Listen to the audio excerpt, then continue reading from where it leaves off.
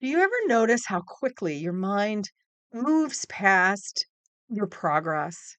So you accomplish something, maybe you handle a situation better, or you make progress in an area that used to be really difficult for you. And almost immediately, your brain shifts to, "Oh, but I still have so far to go." For many people, including yours truly here, progress barely registers before self criticism takes over again. I'm Dr. Julie Donley, a leadership coach, an award winning author and speaker, and a former executive nurse in behavioral healthcare. And I help people to lead themselves and others with more calm, clarity, and confidence. And in my book, Does Change Have to Be So Hard? I write about why change feels so difficult and how our mindset can either help us to move forward or keep us stuck. Now, in the book, I provide 8 mindset strategies for making change easier to navigate and more sustainable. The sixth strategy is to celebrate your success along the way. And honestly, many people struggle with this. Some people worry that recognizing progress will make them complacent. Others were raised to focus more on achievement than acknowledgement, and it's expected. So why would you celebrate that, right? There's this story that you tell yourself that the ego, we don't stroke our ego, right? Many high achievers have trained themselves to immediately focus on the next problem, the next task, the next thing that still needs improvement. That's me. And when you constantly overlook your progress, well, discouragement grows, right? And there in the book, I talk about the 4 reasons that the brain why change is hard, and that includes habits, attachments, resistance, and discouragement. Now, this strategy connects directly to discouragement because if your brain only notices what is not finished, what is missing or imperfect, or the not good enough message is sounding in your head, then growth starts to feel exhausting because it's not enough. You're not done. No matter how much progress you make, it never feels like it's enough. And that mindset drains motivation over time, right?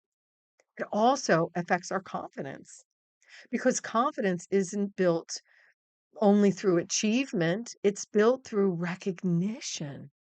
So when you pause long enough to acknowledge what you handled better, what you learned, what you followed through on, what's changed, what felt different, maybe what you survived, you strengthen the belief that growth is actually happening.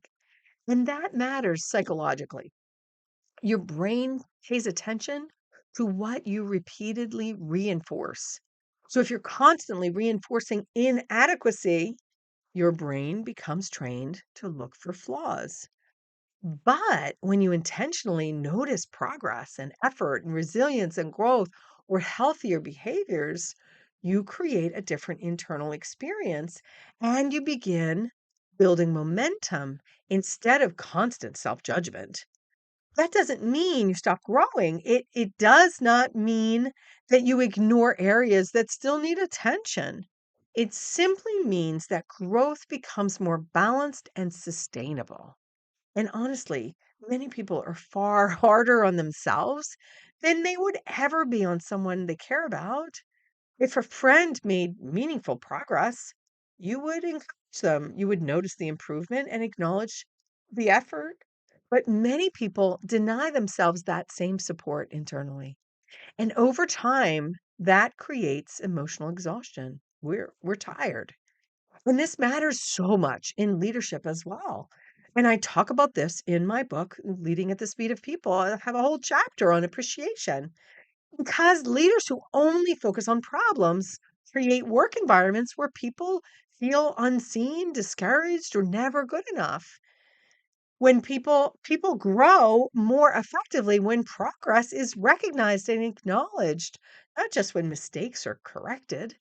This is all part of leading at the speed of people. So take a moment to reflect. What progress have you overlooked recently that deserves more acknowledgement? And that progress could be yours, could be somebody else's. But how might you start looking for and acknowledging progress in yourself and in others? Now, this strategy comes directly from my book, Does Change Have to Be So Hard? Where I explain these strategies much more in depth.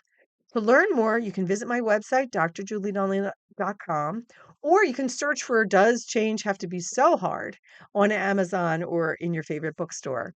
Now, if this resonated for you, then please be sure to like the video and subscribe to the channel for more strategies on leading at the speed of people.